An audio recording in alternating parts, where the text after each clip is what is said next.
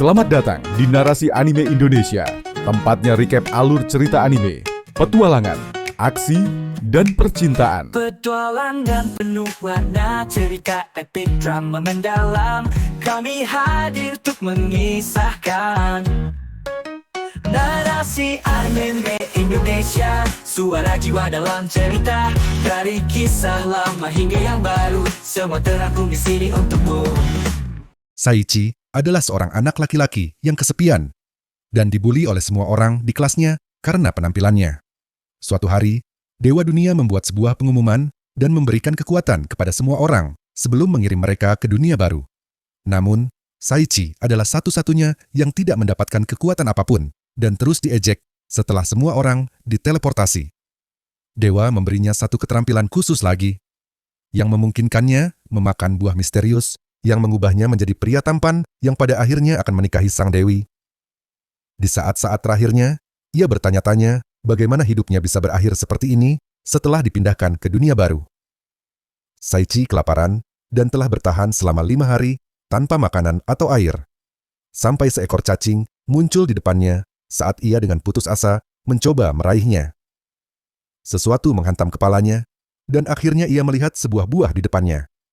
Setelah menganalisisnya, sistem penilaian mendefinisikannya sebagai buah evolusi. Ia berpikir, ini terdengar seperti penipuan, tetapi tetap menggigitnya, hanya untuk memuntahkannya.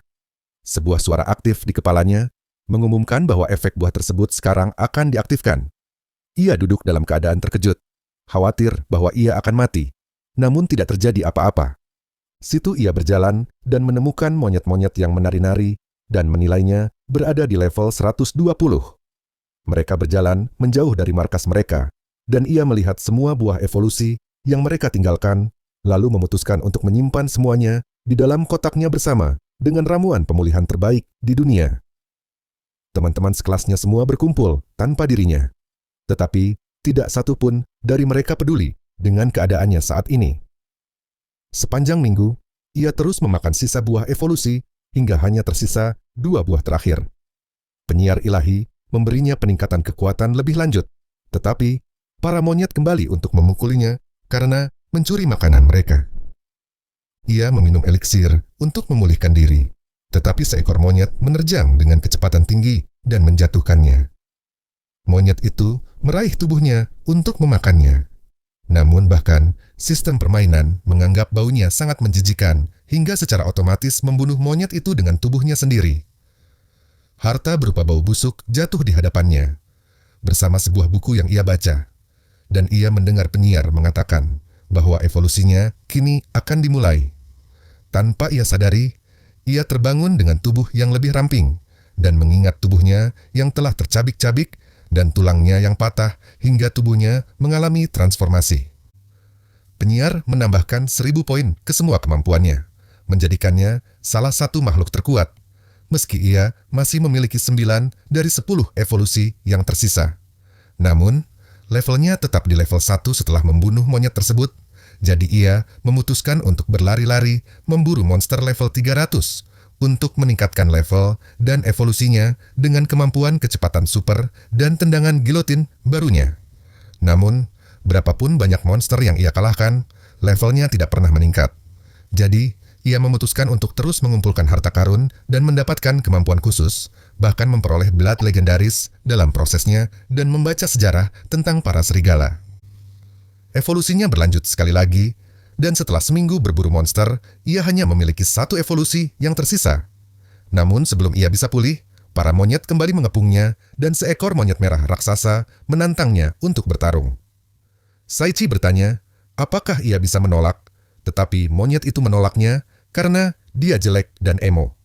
Dengan cepat, Saichi menilai monyet tersebut dan melihat bahwa itu adalah monster level 700 dan bahwa ia kini telah dikepung oleh musuh.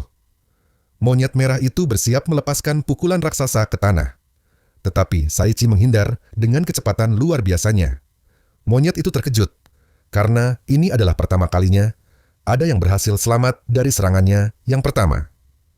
Selama ini, semua musuhnya lemah, sehingga ia jatuh cinta pada Saichi. Pertarungan berlanjut dan Saichi mencoba melawan balik, tetapi monyet merah itu menghilang seketika dan memukulnya hingga terpental jauh ke medan pertempuran. Kekuatan pukulannya hampir membunuhnya, dan Saichi bertahan dengan sisa HP terakhirnya sebelum mati. Namun, monyet merah itu tidak membunuhnya.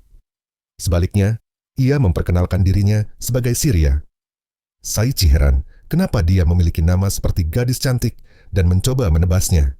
Tetapi, monyet itu melompat ke langit, memuji keahliannya, lalu melesat ke arahnya dalam upaya terakhir untuk mengakhiri pertarungan. Menyadari bahwa dirinya akan mati, Saichi memutuskan untuk menunjukkan kemampuan overpowernya dan menggunakan kekuatan sihirnya.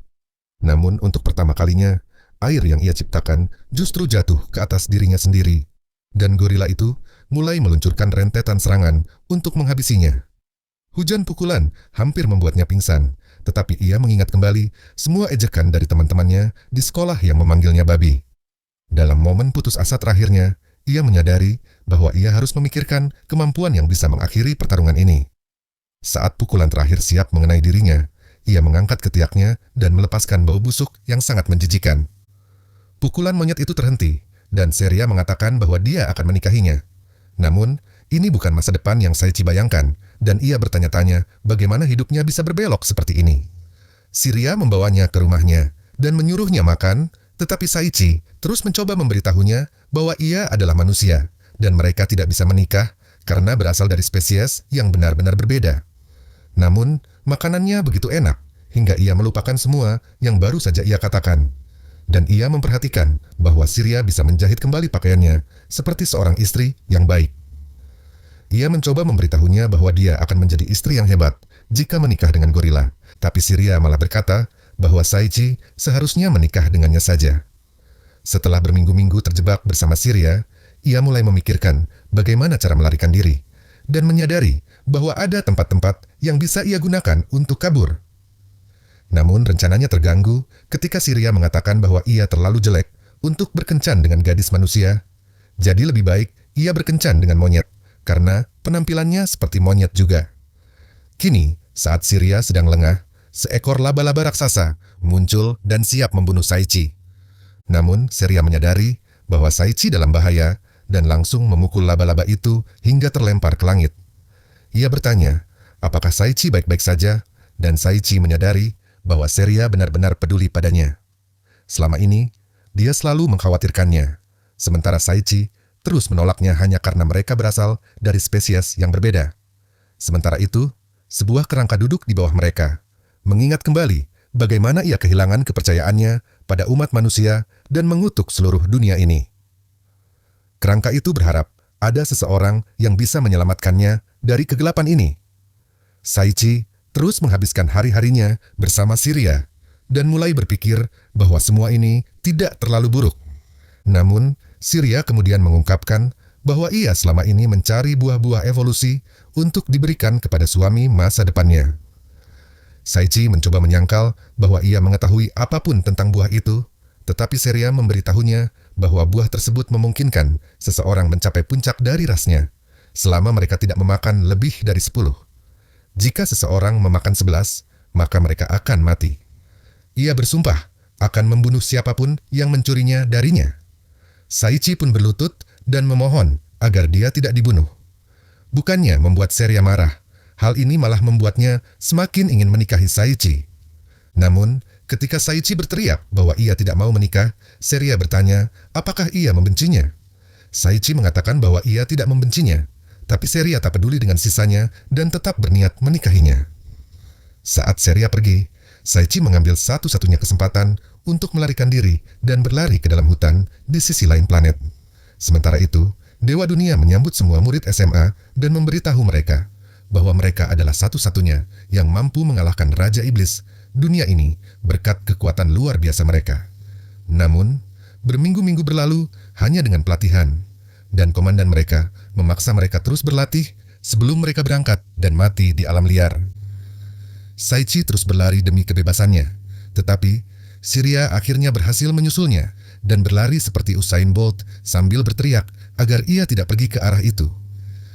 Saichi bersumpah tak akan pernah menjadi tahanannya lagi dan menggunakan kemampuan pergerakan instannya untuk menghilang dari hadapannya dengan kecepatan tinggi. Mereka terus berlari hingga akhirnya Saichi mencapai pintu masuk gua yang dipenuhi udara merah. Satu-satunya pilihan yang ia miliki adalah masuk. Setelah mendengar teriakan Surya dan menjelajahi gua itu, selama beberapa saat, ia melihat sesosok kerangka duduk di atas takhta. Kerangka itu menyambutnya dan mengatakan bahwa Saichi pasti cukup kuat karena bisa sampai sejauh ini. Ketika Saichi menggunakan kemampuan appraisalnya terhadap kerangka itu, ia melihat bahwa levelnya hanya 1. Raja Kegelapan level 1. Ia merasa heran mengapa makhluk sekuat itu bisa begitu lemah. Tetapi, sang Raja Kegelapan memintanya untuk memeriksa kembali karena itu hanyalah tipuan. Setelah diperiksa ulang, Saichi melihat bahwa level sebenarnya adalah 1500, dan ia pun sadar bahwa ia akan segera menghadapi kehancurannya. Raja Kegelapan lenyap dalam sekejap dan muncul di belakang Saichi, siap membunuhnya dengan satu tebasan pedangnya. Namun, di detik terakhir, Surya melangkah masuk di antara mereka dan tertusuk untuk menyelamatkan nyawa Saichi. Saichi memeluk Surya, dan dia mengatakan bahwa dia senang karena berhasil datang tepat waktu untuk menyelamatkannya. Saichi berteriak memanggil namanya, bersumpah akan membawakannya ramuan penyembuh. Tetapi Surya berkata bahwa ia senang karena akhirnya Saichi memanggilnya dengan namanya sendiri. Karena ia sudah mati. Ia menjelaskan bahwa satu-satunya alasan ia masih bisa berbicara adalah karena kemampuan khususnya. Namun itu takkan bertahan lama. Saichi bertanya-tanya, kenapa seseorang seperti Surya bisa mencintainya? Padahal, selama ini ia sering berkata buruk padanya, dan bahkan tidak pernah memperlakukannya sebagai makhluk yang setara. Namun bagi Surya, Saichi adalah satu-satunya orang yang pernah berinteraksi dengannya secara normal. Ia senang, karena akhirnya ada seseorang yang memperlakukannya layaknya orang biasa. Ia meminta satu permintaan terakhir, agar Saichi terus tersenyum untuknya. Raja Kegelapan marah melihat cinta mereka yang dianggap konyol, dan Saichi pun memanggil pedangnya, mengatakan bahwa sang raja tidak tahu apa-apa tentang cinta. Ia menghilang di balik punggungnya, memanggil tulang dan pedangnya, lalu menebasnya. Saichi berteriak bahwa Surya adalah gadis baik yang tak pernah ia bayangkan sebelumnya.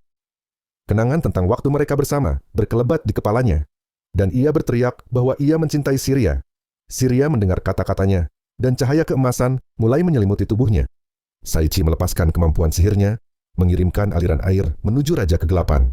Namun semuanya tertelan oleh kekosongan sihir hitam milik sang raja. Raja Kegelapan memerintahkan Saichi untuk menerima kematiannya. Tetapi Saichi menolaknya. Ia berkata bahwa ia belum menjawab perasaan Surya dan belum melalui evolusi terakhirnya. Dengan kecepatan instan, ia melesat ke arah Raja Kegelapan dan menusuknya dengan pedangnya. Raja Kegelapan menerima kekalahannya dan mengucapkan terima kasih karena akhirnya membebaskannya dari penjara ini. Di depan matanya, Saichi melihat sang raja bersatu kembali dengan orang yang ia cintai, dan mereka pun menghilang bersama. Saichi berlari ke arah Surya, dan ia berkata bahwa ia benar-benar ingin menjadi istrinya. Mereka berciuman, dan Surya mengucapkan terima kasih padanya. Saat air matanya jatuh, tubuhnya semakin bersinar terang, bersiap untuk menghilang. Namun, Saichi melihat seorang gadis tercantik terbaring di sana. Gadis itu berlari ke arahnya dan memeluknya, bertanya apakah ia mengenalinya. Ia adalah Surya, dan Saichi menyadari bahwa selama ini ia telah bersama Dewi tercantik di dunia. Mereka membaca kisah tragis sang Raja Kegelapan bersama, dan Saichi berkata bahwa setidaknya mereka berhasil mempertemukannya kembali dengan orang yang ia cintai, berkat kerja sama mereka. Mereka membuka peti harta karun, dan Saichi memberikan pakaian kepada Surya untuk menutupi dirinya. Penyiar seperti dewa terus memberinya peningkatan kekuatan, dan Surya bertanya apa yang sedang ia dapatkan. Saichi menjawab bahwa itu adalah hadiah dari langit, namun penyiar akhirnya memberinya informasi terakhir. Jumlah pengalaman besar yang telah ia kumpulkan kini akhirnya memungkinkan Saichi untuk berevolusi setelah evolusi terakhirnya. Mata dan suaranya berubah, tubuhnya menjadi lebih tinggi. Ia mencoba memamerkan perubahan dirinya, tetapi Surya merasa seperti sungai air akan mengalir keluar dari dirinya. Maksudnya, sungai air mata, karena ia menangis. Ya, itu benar-benar maksudnya. Shiria berjanji bahwa ia akan selalu bersama Saichi kemanapun ia pergi. Namun seekor hewan misterius muncul dan mengganggu mereka. Hewan itu memberi mereka penghargaan karena telah mengalahkan Raja Kegelapan, memberi perlengkapan perjalanan seperti dalam MMORPG dan pakaian baru. Mereka kemudian ditransportasikan dan tiba di dunia yang dipenuhi hamparan rumput. Bersama-sama mereka memulai petualangan baru mereka, namun sebelum mencapai kota, mereka bertemu dengan slime acak yang dikalahkan Saichi hanya dengan satu pukulan. Akhirnya, ia naik level dan cahaya bersinar dari matanya. Helm yang dikenakannya berubah menjadi jubah hitam, dan sebuah catatan jatuh dari dalamnya. Seekor domba muncul dan mengucapkan selamat karena akhirnya ia berhasil naik level. Domba itu mengatakan bahwa helm tersebut ikut berevolusi bersamanya dan akan menyamarkan seberapa mengerikannya kekuatan Saichi dibandingkan dengan orang lain. Sebelum pergi, sang domba meninggalkan kejutan terakhir dengan meledakkan surat itu. Akhirnya mereka tiba di kota, dan Saichi bertanya kepada seorang pria lokal tentang lokasi guild petualang. Namun, pria itu memperingatkan bahwa Saichi sebaiknya tidak pernah pergi ke guild itu jika ia masih ingin hidup damai, karena betapa mengerikannya tempat itu.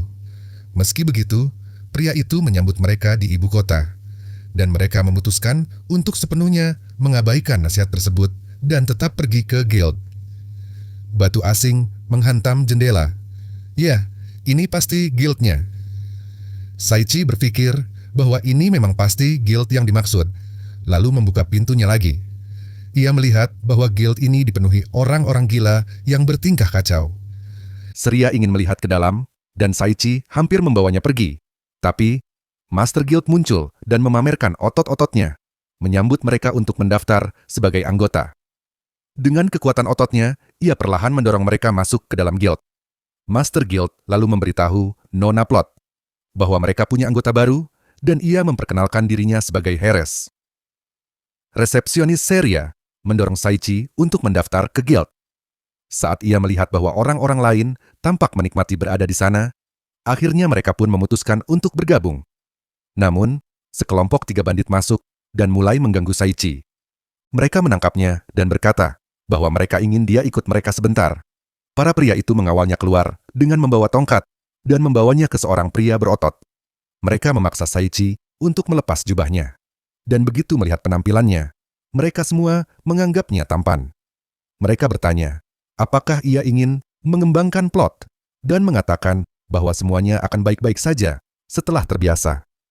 Apa maksudnya itu? Dengan kecepatan penuhnya, Saichi kabur dari mereka. Tetapi hal itu justru membuat mereka semakin bersemangat mengejar kaki berototnya. Master Guild terkesan karena Saichi tetap kembali ke guild. Kebanyakan pendatang baru tidak selamat. Setelah semua itu, Guild Master memberi mereka misi pertama untuk mengumpulkan uang dan memperkenalkan mereka kepada atasan yang akan mendampingi mereka, Artoria. Saichi melihat Artoria dan terkagum-kagum pada senjata laser super kuatnya. Artoria berteriak, mengatakan bahwa dia tidak akan pernah bertualang bersama mereka. Tetapi sang master mengatakan bahwa karena Saichi berhasil selamat dari para bandit aneh tadi, dia pasti bisa bertahan dari bencananya Artoria. Dengan enggan, Artoria setuju untuk membantu dan memperkenalkan dirinya sebagai Artoria si bencana. Mereka pun berjalan memulai misi pertama menuju sebuah panti asuhan. Saat berjalan, Saichi memperhatikan bahwa Artoria berjalan sangat jauh di depan. Seorang anak laki-laki berlari dan tersandung. Dan saat Artoria mencoba menolongnya, tumpukan kayu di belakangnya runtuh dan menimpa mereka. Saichi segera berlari untuk memeriksa kondisi mereka dan menyadari bahwa Artoria sebenarnya sudah tahu akan terjadi sesuatu yang buruk. Ia terlihat kecewa pada dirinya sendiri. Mereka harus memulai misi berikutnya, tapi saat Saichi berjalan ke arah reruntuhan, semua puing runtuh dan menimpa dirinya. Artoria berlutut dalam keputusasaan. Ia merasa semua ini salahnya karena julukan bencana yang selalu melekat padanya. Ia bahkan menyalahkan dirinya atas kematian orang tuanya dan hidup dalam kesepian, tak pernah bergantung pada siapapun.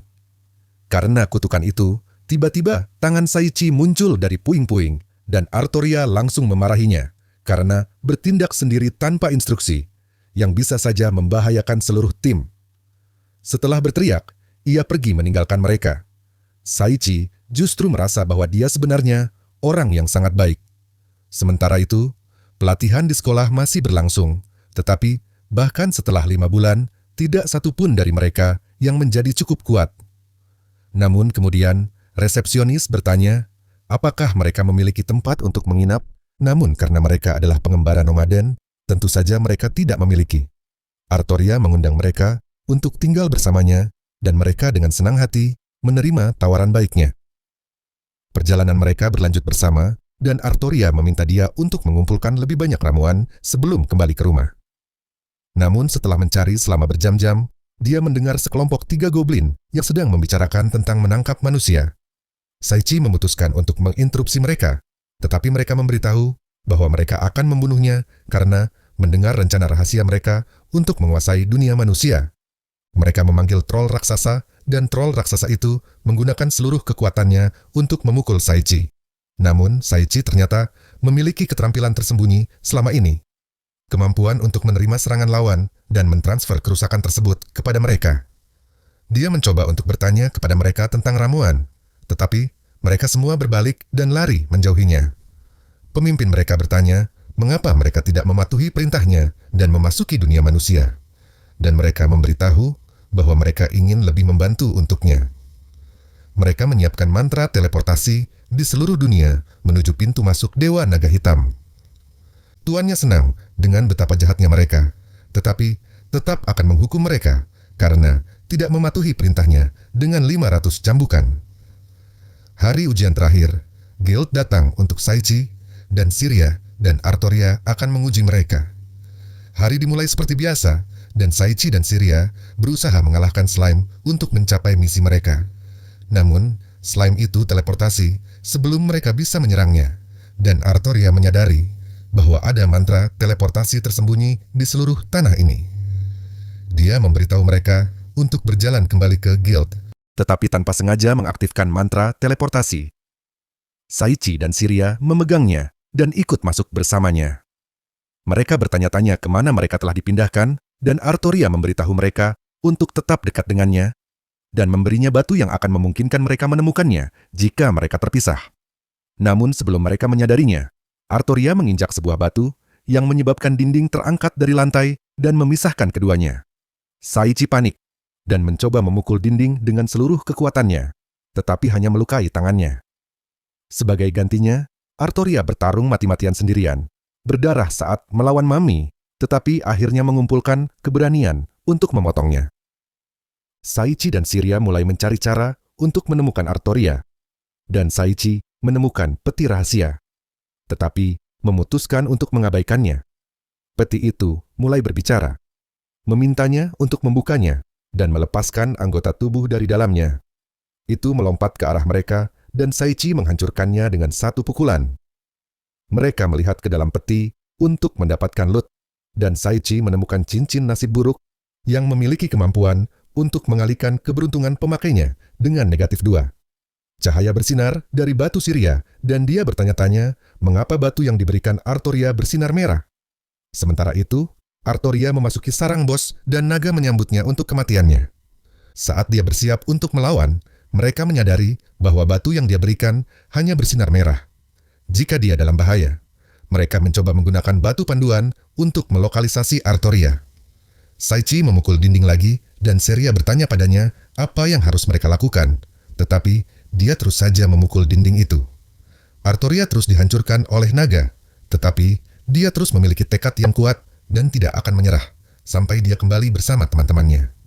Sebuah aura merah mulai mengalir di sekelilingnya, dan dia berteriak bahwa dia akan menunjukkan padanya bagaimana namanya menjadi malapetaka.